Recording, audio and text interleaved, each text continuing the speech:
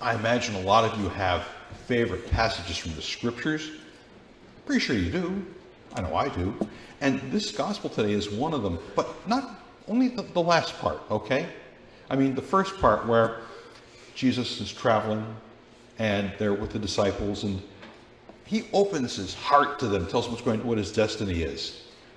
And they don't understand. It's still early in Mark's gospel.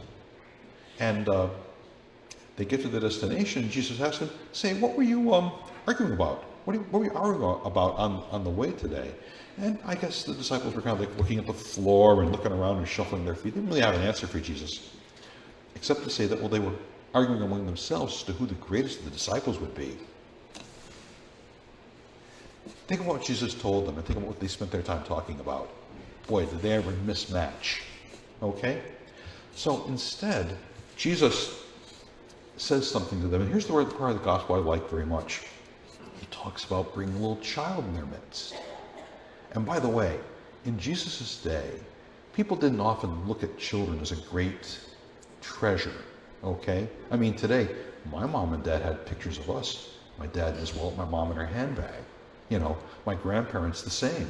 Today, hey, we got the kids and grandkids right here, right? And a lot of them, sure. It's funny how that works out. We dote over our children and grandchildren, my nieces and nephews, my grandnieces and grandnephews, okay?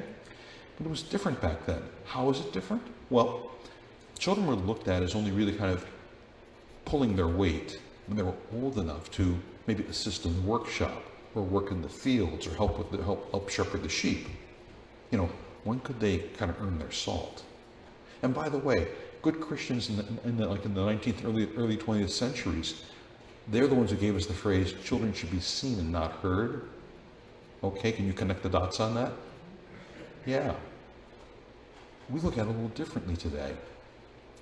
Now, that's not one of the reasons why I like the gospel in particular. A good friend of mine who died about 15 years ago, Sister Pat Kelly, was a religious sister of the Good Shepherd. She was the RGS nuns. Those are real good sisters.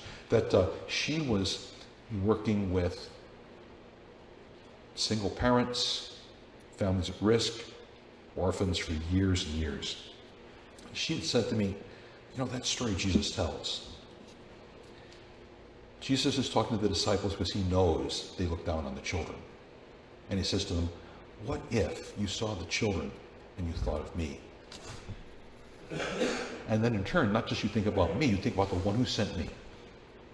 Jesus wants to get them thinking about what it means to serve. Remember he said, when it comes to serving, that you should be the servant of all, and you should come last.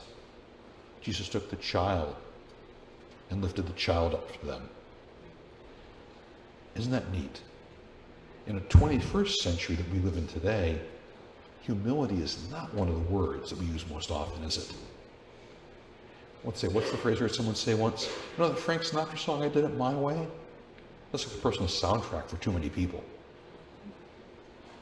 What if we lived in a world where maybe we were open to seeing in the people around us, remember our love of God and love of neighbor?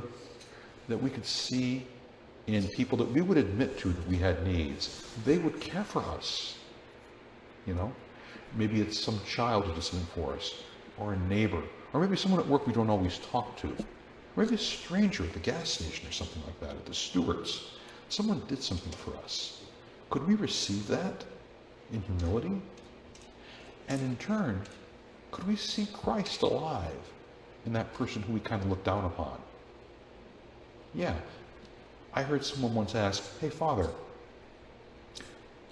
all this talk of Jesus saying, I want to make you the promise of new life. I want you to see the Father. I want you to be with me sometime. Father, do you believe that? Is that true? How can I see that? Well, look into with humility, look into the face of the child, or the neighbor, or the coworker, or your parent, elderly parent, who serves you. Can you see Christ there? That glimpse of Christ is a sign that that promise is alive, and a sign that, yes, you can live that promise one day. Shall we take to heart what it means to maybe reflect on who the children in our life really are? You know, in Jesus' day, they looked down on the children. Who are the children in our life today? Do we honor them? Can we accept them? Can we accept service and love from them? And in turn, can we offer that back to them? All these ways in which we show the signs of Christ alive in our midst, alive in our day, our time, are signs that his signs are true. And one day, we'll have that chance to share in the kingdom of heaven together. That's what Jesus is talking about with the disciples. May we kind of keep that conversation alive in our day and time too. We tell it to everybody. We even tell it to the children.